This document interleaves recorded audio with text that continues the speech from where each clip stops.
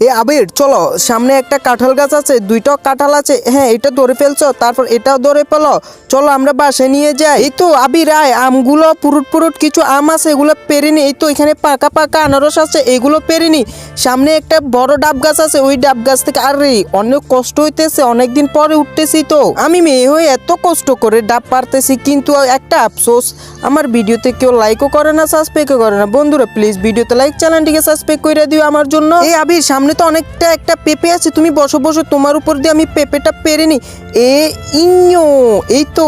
আরে এখানে তো একটা বিদেশি ফল আছে, দেখি তো কারেঙ্গা আছে, কারেঙ্গাও পেরে নি, মালটাও তো পেরে নিতে হবে, মালটা সবগুলো পেরে নিতে হবে।